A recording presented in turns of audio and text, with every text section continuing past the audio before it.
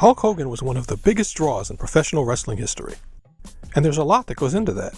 Some of which, like their physical impressiveness, authenticity, achievements, and charisma, we've spoken about already. But today, let's talk about another aspect, which might not be as clear, which is how villains react to a hero, and more specifically, why almost no one in the WWF called Hulk Hogan bald. Now, of course, Hulk Hogan was bald at the time.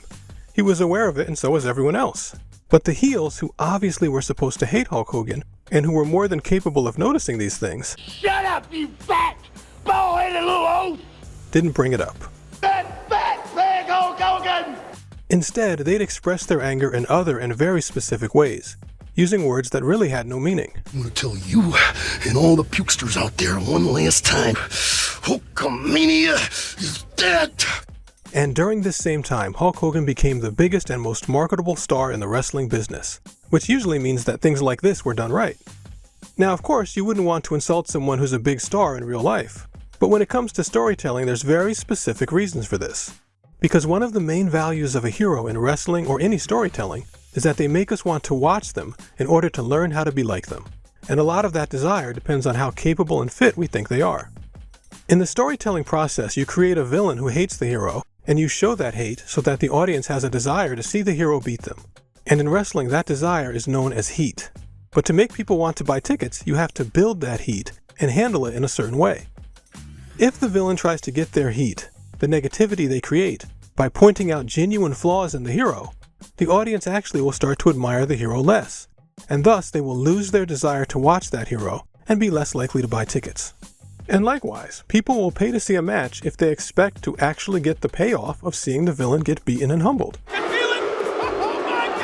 But in order to create that desire, the villain has to give indications that the hero is a legitimate threat to them. That for all their villainous talk and posturing, the one thing they don't want to do is actually have to face the hero on even terms. So the crowd wants to see that actual match. But if the villain ignores the threat of the hero, you don't create that desire. And in fact, it can even get uncomfortable to watch, because it can start to seem like bullying, where the hero comes off less like someone who will get their revenge, and more like a less capable person who is just being hurt or embarrassed. And then audiences look for someone else to be the hero. If you're getting the crap kicked out of you in the ring, and it's too much, you start to get that feeling that the fans are starting to look back to the dressing room door to see who's going to come up and save you. And if there isn't one, that's when it becomes uncomfortable and they stop watching. Which, ironically, we can see by looking at Hulk Hogan himself after his peak period ended, when he switched to his yellow wristbands in 1993. He started making decisions for his own ego, instead of for the company or the fans. This belt is just a toy. It's like a trinket on a Christmas tree, like an ornament. But, however, interestingly enough, years later in WCW, after he turned heel, he seemed to realize himself that he had to make the heroes seem like real threats in the same way his villains had done for him. There's Hogan, mouth open, big eyes, and backpedaling. Even though in the end he used his creative control to win anyway, and stop them and the crowd from ever getting any real payoff. Not coincidentally, that also was the beginning of the end for that company.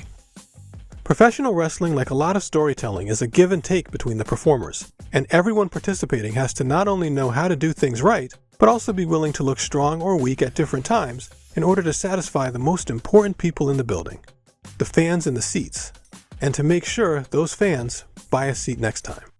And few people, if anyone, were better at that than Hulk Hogan in his prime. And by studying how he worked, and how the WWF worked around him, we can learn about storytelling and life too. So train, say your prayers, and eat your vitamins, and thanks for your time.